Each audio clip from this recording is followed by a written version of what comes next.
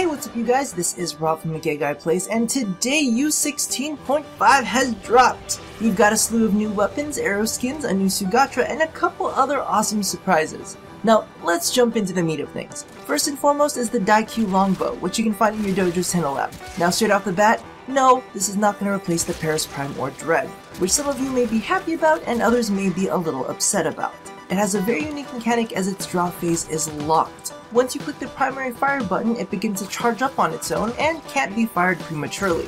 While it has the longest charge time of all of the bows, its arrows fly faster and their flight paths do not seem to have much, if any, kind of arc. Interestingly enough, this is the first bow that is not crit based. You could argue the Ceranos, but the Daikyu's critical stats are even lower. Now, what it lacks in critical stats, it makes up for in base damage.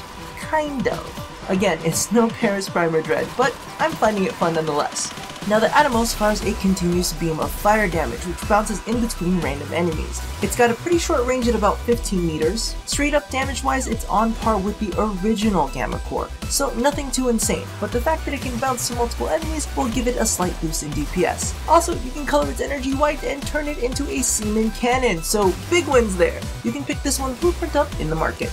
Lastly is the Boltace, which is the new punctured-based Tonfa. As compared to the Cronin, the Boltace is slower but deals more damage. If I were using DPS to gauge it, the Boltace does have approximately a 6-point advantage. This thing looks crazy. I still don't know if I hate it or if I hate-love it because it's so obnoxious. Now its spin damage, as seems to be the trend with Tonfas, deals a shit ton of damage, 5-10 at its base, which is sorta nuts. You can pick this one up in the market as well, but it'll cost you a Cronin and a Boltor to do it.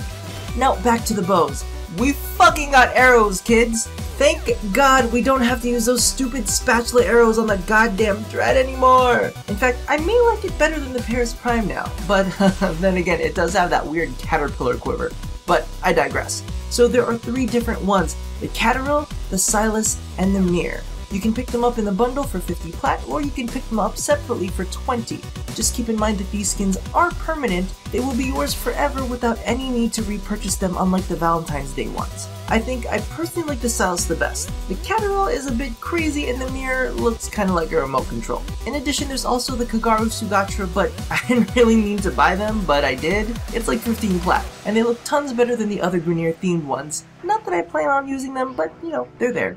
While you're in the market, also take note that there is a new key for the Nightmare Trials. Not sure if or when I'm going to be able to check those out, but I'm sure they're a swift kick in the balls. The last thing in the market that I want to talk about is the fact that rare component blueprints are now available. They do cost plat, but once you got them, you can use all of your shit components to craft up pain-in-the-ass ones like these neural sensors. Now, it is 100 plat per blueprint, but honestly, I think in the long run, it'll be worth the convenience. You can find this in the equipment tab under the component section. Now, moving away from the markets, we can finally color the interior of our Lisettes. I personally haven't gone too crazy with it, but I definitely like the fact that the interior and exterior are now independent from each other. So if I want to give my ship fire red jets, the inside won't look like I'm in a fucking Hot Topic. Now, this one is very specific, but I'm super excited about this one. For those that own Valkyr's Bonds or Necros' Binds, you can now equip them along with the Sayandana. There is a new auxiliary slot for these, so customization hype, yeah! And that about wraps it up. So stay tuned for the quick draws, which will be on their way soon if you're looking for full reviews on the new weapons. Also, there's gonna be a channel update coming soon, so definitely keep an eye out for that, especially if you've been wanting to get a little backdoor access with me. And lastly, the event is here. Alid V versus Nef Anyo. Which is the lesser evil? It's time for you to pick sides, Tenno, and I'll talk to you soon. Bye-bye. Preacher, this your